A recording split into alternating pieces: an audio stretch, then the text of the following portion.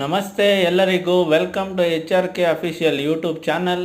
ನಾವಿವತ್ತು ಕೋಲಾರ ಜಿಲ್ಲೆಯ ಮಾಲೂರು ತಾಲೂಕಿನಲ್ಲಿರುವ ಚಿಕ್ಕ ತಿರುಪತಿ ಶ್ರೀ ಪ್ರಸನ್ನ ವೆಂಕಟೇಶ್ವರ ಸ್ವಾಮಿ ದೇವಸ್ಥಾನಕ್ಕೆ ಬಂದಿದ್ದೇವೆ. ಈ ದೇವಾಲಯವು ಚೋಳರ ಕಾಲದಲ್ಲಿ ಜೀರ್ಣೋದ್ಧಾರವಾಗಿದೆ ಎಂದು ಹೇಳಲಾಗುತ್ತದೆ. ಪುರಾಣಗಳ ಪ್ರಕಾರ ಶಾಪಗ್ರಸ್ತ ಅಗ್ನಿಗೆ ಈ ಸ್ಥಳದಲ್ಲಿ ಪ್ರತ್ಯಕ್ಷನಾದ ಶ್ರೀ ವಿಷ್ಣು ಪ್ರಸನ್ನ ವೆಂಕಟೇಶ್ವರ ರೂಪದಲ್ಲಿ ಅಭಯ ಪ್ರದಾನ ಮಾಡಿದನಂತೆ. ಈ ದೇವಾಲಯವನ್ನು ಪ್ರವೇಶಿಸುತ್ತಿದ್ದಂತೆ ಮಹಾದ್ವಾರವು ಕಾಣಿಸುತ್ತದೆ.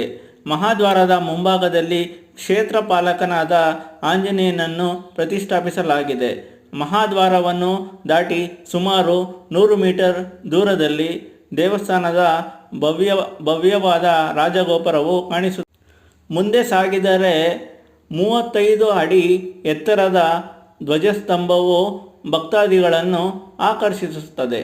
ಮುಖಮಂಟಪವನ್ನು ದಾಟಿ ನವರಂಗವನ್ನು ಪ್ರವೇಶಿಸುತ್ತಿದ್ದಂತೆ ಗರ್ಭಗುಡಿಯಲ್ಲಿರುವ ಅತ್ಯಂತ ಸುಂದರವಾದ ಶ್ರೀ ಪ್ರಸನ್ನ ವೆಂಕಟೇಶ್ವರ ದಿವ್ಯಮೂರ್ತಿಯು ಭಕ್ತರನ್ನು ಆನಂದ ಪರವಶಗೊಳಿಸುತ್ತದೆ.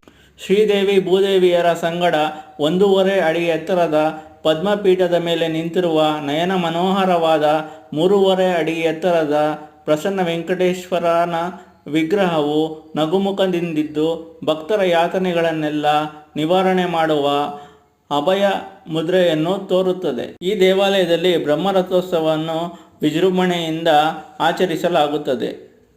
ಮತ್ತಷ್ಟು ವಿಡಿಯೋಸ್ಗಳಿಗಾಗಿ ನಮ್ಮ ಚಾನಲನ್ನು ಸಬ್ಸ್ಕ್ರೈಬ್ ಮಾಡಿ. ಧನ್ಯವಾದಗಳು.